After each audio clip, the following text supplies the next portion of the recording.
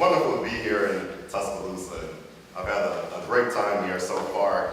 I visited 3 campuses so far since I've been here, well 4, including the 2 from Shelton State. And it's been just wonderful seeing different collaborations. Yesterday I had the opportunity to sit in on the meeting of Stillman College and University of Alabama, where they were talking about ways to collaborate. And the collaborative spirit between HBCUs and other universities, I think, is what's going to drive this country forward. So I'm going to tell you all a little bit about my background, or about what I'm doing right now, and some of the things that I've researched and observed, and then I'll open it up for questions and answers. So I'm currently the Deputy Director of the White House Initiative on HBCUs. This is a position that I was appointed by the President of the United States about 2 years ago.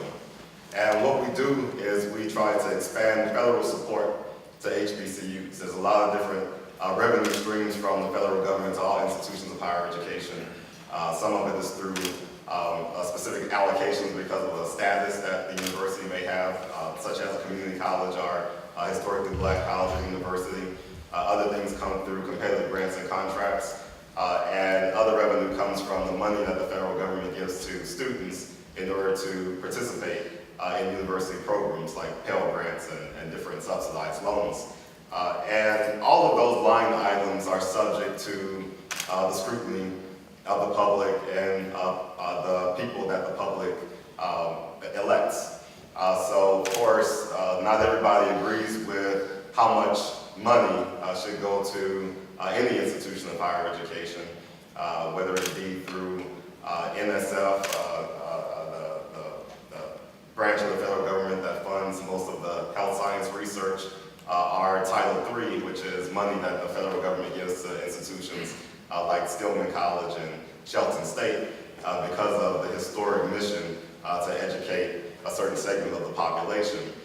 So a lot of my work is involved with going to different meetings and trying to let elected officials know the importance of institutions just like this one. A lot of the research that I did prior to coming into this position had to do with the achievement of African American students, and really all students that may have some disadvantages in our current educational structure. I've always been interested in how do we create opportunities in schools that tend to underperform or have a history or just a reputation of underperforming. And a lot of that has to do with the background that I have, the personal background that I have. I grew up in Baton Rouge, Louisiana, and graduated from a school called Struma High School. Struma High School right now is 98% black, and about 92% of all the students are free and reduced lunch. But it wasn't those stats that make a Struma mean anything to me. What makes a Struma mean something to me are some people, some teachers at the school that really made me who I am today and helped me to cope with a lot of things that I witnessed and experienced at Struma High School. When I got to Struma High School when I was in the 9th grade, I didn't really feel like I had a whole lot of directions and didn't really know myself that well. I didn't know what my skills were. I was in a private school before that, but since I wasn't really performing that well at the private school, my mother sent me to public school. And during my sophomore year, there was a drug dealer who I knew.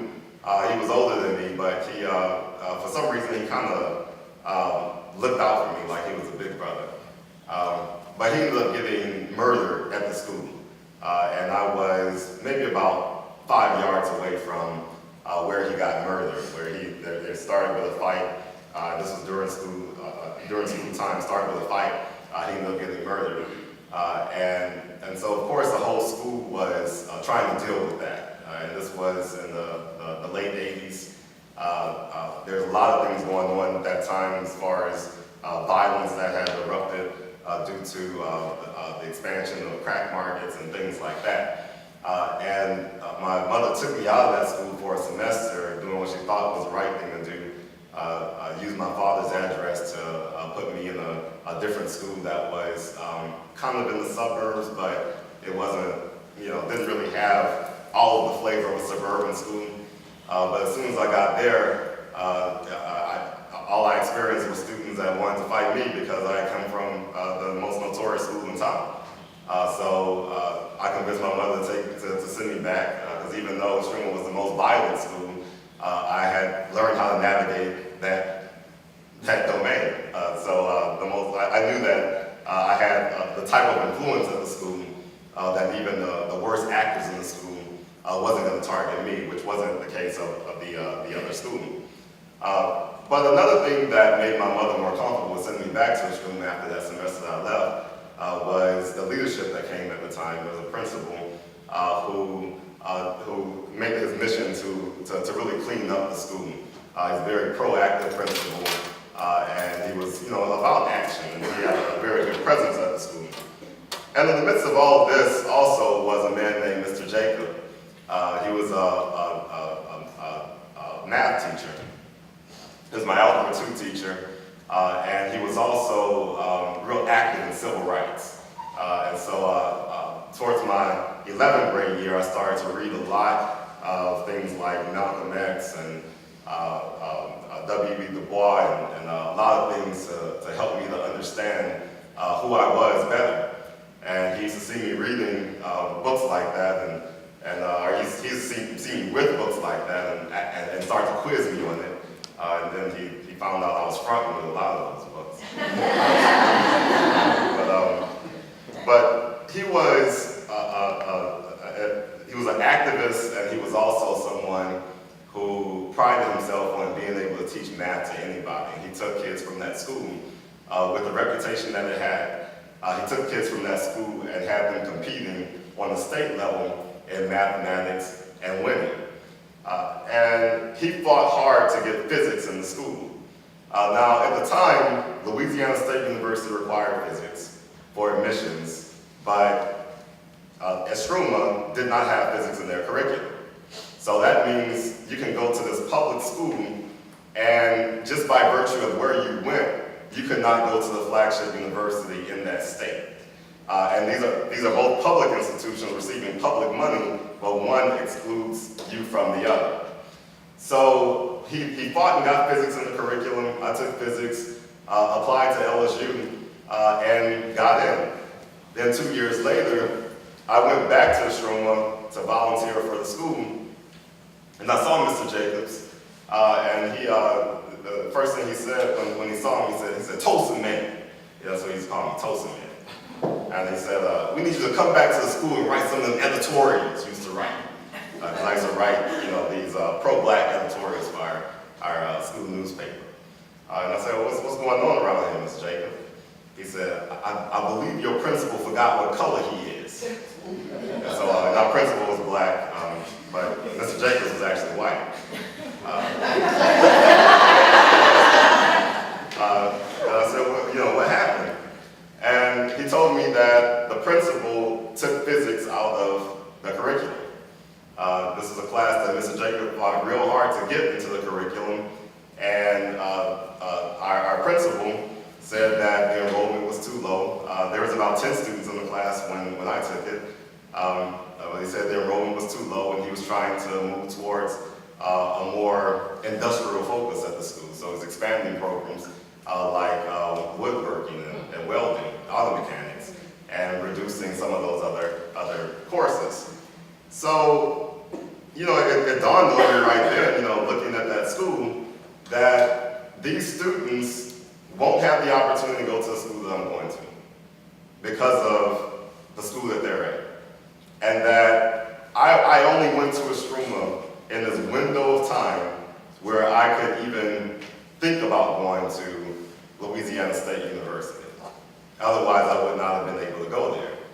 And I thought this was an anomaly at the time, and I did for most of my career until I started working for the United States Department of Education and becoming familiar with the data that we collect on schools across the nation. where I found that the majority of schools that educate the largest numbers of Black and Hispanic kids don't offer higher mathematics and science classes like physics and calculus. Only 30, if you look at only the schools that have the highest percentage of Black students, only 30% offer calculus. Now, not every school requires calculus for admissions, but more and more our state institutions are getting more and more rigorous in their admission standards. And even if the school doesn't require that for admissions, you need that type of foundation in order to be competitive once you get to those schools. So there's a lot that we need to do at the K through 12 level in order to create the type of opportunities that we need students to have. Now, it's a very complex problem that we have when we're trying to do what's right by K through 12 so that we have more students who are competitive to go to different colleges. A lot of it has to do with resource, but I think a lot of it also has to do with our attitudes. When I wrote the Breaking Barriers series in 2008, what I wanted to do was to change our conversation about why young Black males were not doing well in school. I felt that too much the conversation centered around not what Black males are doing, but what white males are doing. So we had this whole achievement gap conversation where you said white males are here, or white kids are here, and Black kids are there. White kids are here, and Black kids are there. And I thought, what is that really telling us? Is it telling us that we need to be more like white people in order to achieve? Well, what a kid from a suburban community may be doing to become successful may not even fit in with what someone from an urban, impoverished community needs to do to be successful. So we end up giving messages to students that may not be in line with what they really need to do to be successful. A good concrete example of that is the message that we give kids to stay away from the wrong crowd. So that's a common thing we hear. Stay away from the wrong crowd. Stay away from the wrong crowd. Was that really practical and feasible for someone who lives in the projects? Is it? The wrong crowd is all around you. The wrong crowd is when you're walking to school in the morning. The wrong crowd may be someone who just came out of prison who's staying at your house for a period of time. So, but we also know that despite those odds, there are still kids that make it through that and succeed. But they haven't taken our advice. What they have done is, in that case, when it comes to the crowd, typically the kids that end up being successful despite being in areas like that, they know how to negotiate with the wrong crowd. They know how to do different things like throw tennis shoes over their shoulders because they know that the wrong crowd give a pass to people who have these athletic ambitions. So I've heard kids talk about not even really having an interest in professional sports, but have sold that to their community so that they have gotten a pass in order to do what they need to do. Some of them also position themselves as junior politicians. So they're able to show that they're above the fray, and they want to make these communities better. And so they have a wrong crowd saying, leave little man alone. Little man gonna be running this place. Little man gonna be the mayor one day. So these are the types of negotiations they have to make. I have a cousin who lived in Las Vegas during the height of the Crips and Bloods, and this is when the Crips and Bloods carved out blocks of communities so narrow that you might have to walk through 3 different gang territories just to go to school. And he actually had to switch out his shoelaces, the colors of his shoelaces, every morning going to school. And I remember, being naive from Louisiana, I asked him, I said, well, why don't you just wear a neutral color? And he looked at me and said, you don't understand. And this is someone who has never done anything violent. He wasn't even really in the game. But because of the way that the gangs exerted control over his community, there was this concession that he would have to make just to get to school safely. But when he gets to school, oftentimes, because we have such a misunderstanding of the kids that we're working with, all we see is gang paraphernalia and not know that this is someone who is literally ducking in the alley just to get to school. Now that's motivation and determination. If you have to go through that much just to get an education, and you may come with a little bit of ruffled feathers, it may be hard to switch that coat off once you walk through the door because you were looking mean when you were walking to school because that's what you had to do to survive. So you may not be able to switch that off, but the first thing your teacher sees when she sees you or he sees you is somebody who wants to be a thug. So we have to gain a better understanding of the kids that we're working with in order to help them to reach their full capacity. So my reports was not about looking at another community for success for black kids, but it was about looking within black kids so that we could find our own success. So instead of comparing all black students to white students, our Asian students, our Hispanic students, I compared black students to black students, or the high achievers to the low achievers. Because if I want to find answers to how do we achieve success among black students, I want to look at the most successful black students and ask them, how did you do it? How did you, despite being in this community where we know the odds against you, how did you become successful? And I think we all need to start approaching our research and our understanding from this perspective. So I want to conclude by just telling you all about a group of young men that I met in New York. They were part of a program called Urban Ambassadors. All of them were going into their sophomore year and had spent a full year in a program that someone from the New York Public Schools said that they framed after the research that I had done. What they did was they took a group of young black males and put them in a pre-college type of environment or pre-college type of experience.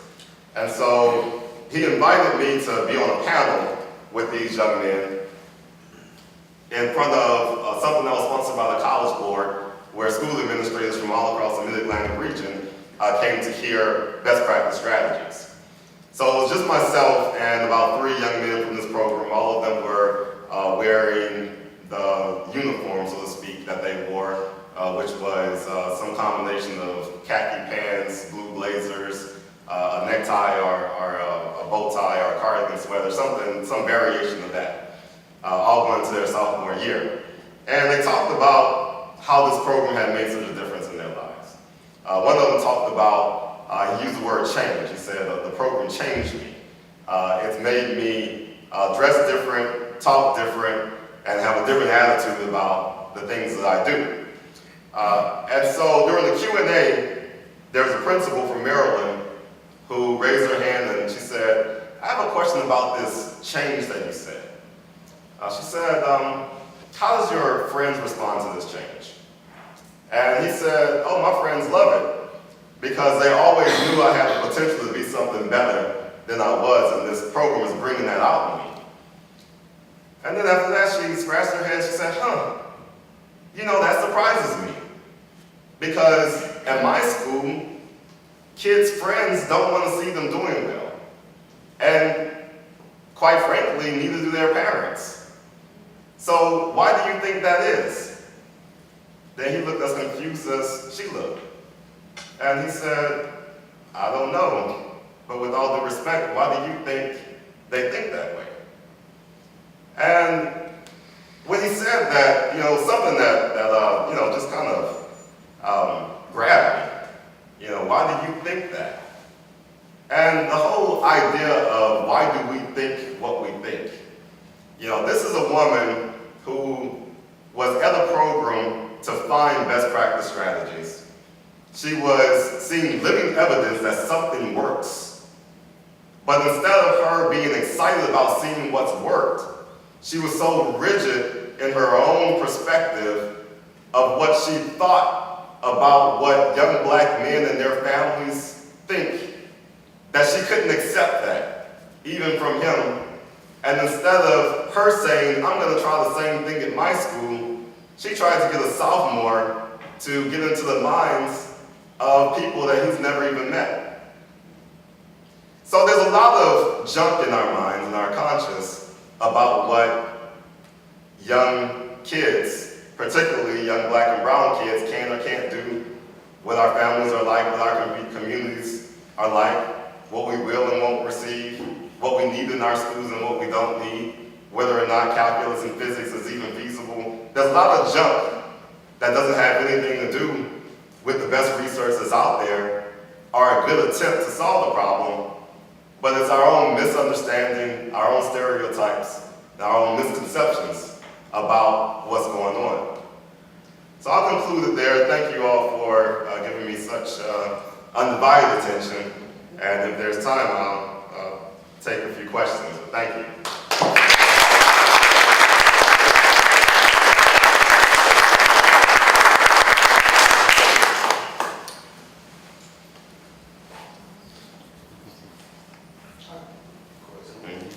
Could you expound and inform us about the America's Choice Act and how the community colleges and especially the ones or HBCUs can benefit from the Choice Act? Okay, you're talking about the American Promise Proposal? Yes. Okay. Yeah, so the American Promise Proposal is a proposal by the administration to make community colleges free for everyone.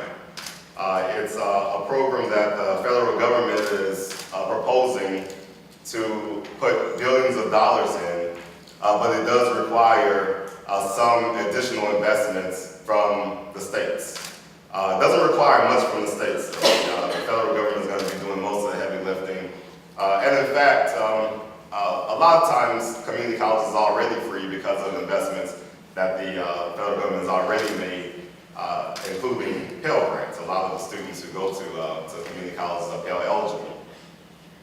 So I think aside from just the benefit of those 2 years, what it's aimed at doing is to start the conversation and make the idea clear that the United States needs to make education universal beyond 12th grade. Now, we haven't always had universal secondary education. There probably was discussions during the time when there were proposals to make secondary education free for all, where there are people who said that we can't afford it, or secondary education isn't for everyone. There's plenty of jobs working in farming or different things like that that don't require a high school diploma. There were discussions that we had like that decades ago. But now it's clear that there are minimal to no opportunities if you don't have at least a bachelor's degree. But we're also entering a phase where you need something after a high school diploma in order to get anything out of life. And so if the United States is going to lead the world in getting people educated, we need to make sure that cost is not a prohibitive factor in getting an education beyond high school. So the proposal is to start higher education, universal higher education, through the community college systems. And some of the things that's attractive about community colleges is one, there's open admission, so it's not a restricted environment. Two, the costs are down. And three, there are paths towards terminal degree education as well as transfer into four-year colleges. So it's a good place to start. Now there has been some debates within the HBCU community about whether or not that's good for the sector of HBCUs. There are HBCUs that think that this is going to jeopardize or threaten some of the enrollment at HBCUs. But a lot of those HBCUs don't understand that 12 HBCUs indeed are community colleges, with a good chunk of them right here in the state of Alabama. Also, four-year HBCUs, particularly state HBCUs, are starting to adopt restricted admissions requirements. And with all the things that I just discussed about the things that students aren't getting at the secondary education level, we need something in order to prepare students to give them those remedial classes or give them that bridge from high school into a four-year institution, including HBCU. So we think this is something that's going to be good for the nation. Can you give us some things to think about in terms of systemic changes to help address some of these issues you talked about, the stories you told? Yeah. Stuff we can hold on to and say, these are some things we should be looking at in terms of policy even, or practice at the local level? Yeah. That's a good question. And there's a whole lot to think about. And it's going to require a lot of reading, a lot of research. So what I'm going to give you is just some nuggets, but it's a whole lot more involved in that. But one thing I would say is that making sure that students who have the potential to go to college get to college is a very noble and lofty ambition, and that should be taken very seriously. Too many times I see schools focus on dropout prevention. And a lot of times they focus on that because they become steeped in numbers that aren't completely accurate. They start to say things about dropout prices and all that kind of stuff. And so they start to invest in these very low bar programs. Programs where the only objective is to stop somebody from dropping out of high school. In today's climate, that's just not going to be motivational for students. What you have to do is focus on getting them somewhere after high school as a way to keep them in and keep them motivated. So we need to help guidance counselors to understand the range of opportunities that's out there for their students, including community college, four-year institutions, military, range of opportunities. What I found with a lot of guidance counselors is that sometimes they advise based on their perceptions of the school that they're at and not the diversity of the students that they advise. And so there's almost this assumption made that because I'm at this school, this student is going to go to this type of institution without really taking the time to understand the diversity of opportunities that's out there for them. I've seen students who might get a 19 on the ACT, and the advisor tells them that their only option is a community college, which isn't true. A community college may be a good fit for that particular student, but they may need a small four-year institution that has a very, very small class size, particularly if it's someone who's interested in liberal arts or something like that. Just don't test well, but loves literature. There may be another opportunity out there for them.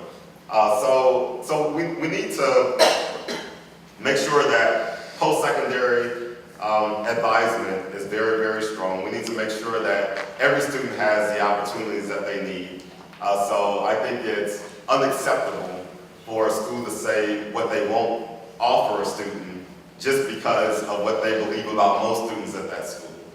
And I often have principals saying, well, how come we have physics at this school? Our kids aren't even reading on grade level. And I also know that a lot of the information they get about reading levels is they don't really understand the science as well as they need to understand it in order to make those types of sweeping judgments about students. And also, I don't care if most of them are on grade level, reading on grade level. What about the ones that are? Don't they need physics? So if you can't offer it at that school, even if it's only 10% that's reading on grade level and you think that they could compete in the physics class, then have them take it here. Work out something with Stillman, or work out with something with a school not Stillman, Shelton. I'll work out something with a school that has it. So we have to be more aggressive about those post-secondary opportunities. We also have to get our hands around these discipline issues too, which I won't go too deep in right now because then I would be taking way too long on this question, but something else that we'll get. Yes, you mentioned at the meet and greet this morning that there are 100 HBCUs. Yes, 105. So actually Shelton is almost 1% Yep, of them. So what we do here can have can make a statistical change. yep. Yeah, absolutely. Yeah, there's 105 HBCUs and a very diverse group of universities too. The largest among them have about 10,000 students. The smallest have under 1,000. There's a good number of state institutions, probably roughly half are state, half are private, and about 10% are, 12% roughly are community colleges. And they all share a common mission and history. And it's a status that you're born into, you don't achieve it. So a school can become predominantly black, but they still won't be an HBCU. And the HBCU can become predominantly white and still keep that designation. A couple of them have. But the federal government respects that designation and the history. And from everything that I've experienced here at Shelton, you all carry out that mission and legacy very well.